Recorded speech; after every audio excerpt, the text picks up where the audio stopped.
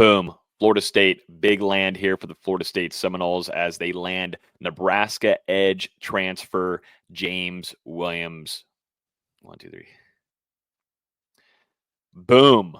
Florida State getting some good news, some massive news in their defensive end room as James Williams, Nebraska defensive end transfer, picks the Florida State Seminoles, now reuniting with Tony White, Florida State's new defensive coordinator, and Terrence Knighton, Florida State's new defensive lines coach. This one is a big one, definitely at a position of need for the Florida State Seminoles. Nebraska had a good season last year defensively, a lot of playmakers across the board, a lot of guys that entered the transfer portal too, with Tony White leaving Nebraska to come down to Tallahassee. This marks the 4th transfer commitment of the offseason for Florida State. He started his career actually at Iowa Central Community College at JUCO in 2022 after playing at Park Hill South High School in Missouri. He impressed at Nebraska after earning a preferred walk-on spot from his performance during a camp there.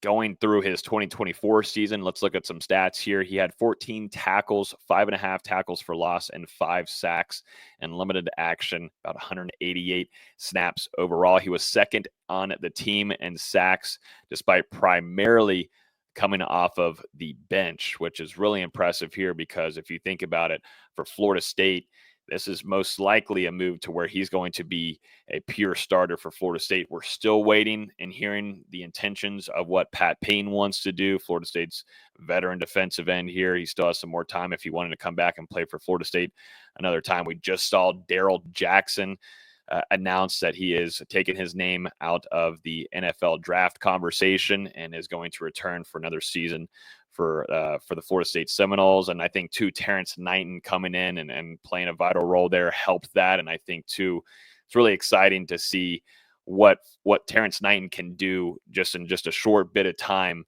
since arriving in Tallahassee. One notable game from him was actually a couple of them here. So he had 2 sacks in back-to-back games against Purdue and Rutgers. He had a pass rushing grade of 80.5, which would have been the highest among FSU's defensive line this last season. He played in 16 games over 2 seasons in Nebraska. He totaled 18 tackles, 7.5 tackles for loss, and 7 sacks. Why did he pick Florida State? Well, I was just mentioning the name there, Terrence Knighton, which I think to me is the biggest key here. I mean, those two, just going back and listening to some interviews with Williams and Knighton, those two having a very, very close bond and relationship. So that makes sense there.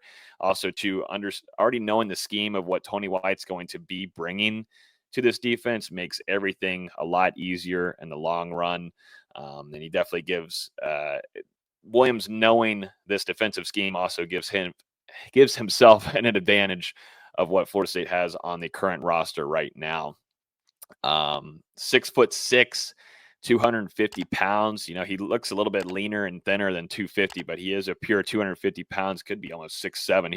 He's a tall cat, but he brings a lot of length. He's a pass rushing ability, which Florida State desperately needs. I felt like that's something that they lost in a heavy amount, because what you had last season with Pat Payne not playing to the capabilities that you thought he could, and then also to Marvin Jones Jr. being a major letdown of a product for you. Florida State's got to find someone that can get to the quarterback and cause hell in the backfield for offenses moving forward. He's got 2 years of eligibility remaining, and he's going to be joining a group. Like I said earlier in this video, it's very thin, man. They've got to build their pass rush up, certainly in the trenches in the middle, but of course on the outside.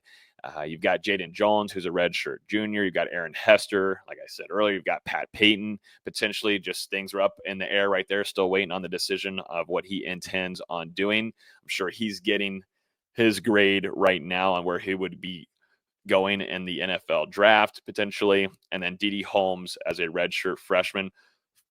Florida State did quite a bit here, though, with some youngsters coming in the early signing period, landing LaJesse Harold, 4-star defensive end, Tylon Lee from Ole Miss, former Ole Miss commit there, who's a 4-star defensive end. That was a big grab for Florida State, and Terrence Knighton Daryl Desser and also Mandrell Desser. Those two brothers coming in both 3 stars as well. Starting to pick up steam here as we expected in this week of December with holidays coming up. Florida State getting in a lot of visits, guys traveling in and trying to land these commitments. I think we're going to see quite a bit more as the days go on before the new year. But right now, Florida State's brought in Thomas Castellanos. As we know, Boston College's quarterback there as a transfer. Marquiston Douglas Biscuit is making a return to Florida State. And Stephon Thompson from Nebraska as we have recorded this video right now. So Florida State, big land here. I think this is a massive grab for the Florida State Seminoles. And what they want to do defensively, like I was saying earlier, I think the pressure right now is get the pressure on the quarterback, man. They've got to find someone to do that. And this is where James Williams makes a perfect fit for what Florida State wants to do defensively in 2025. And you've got 2 years of eligibility with them as well. If you enjoyed the video, hit the like button down below. Let me know your thoughts on the land of James Williams with the Seminoles, and make sure you hit that subscribe button, hit that bell so you get notified every time I release one of these videos. Thanks for watching.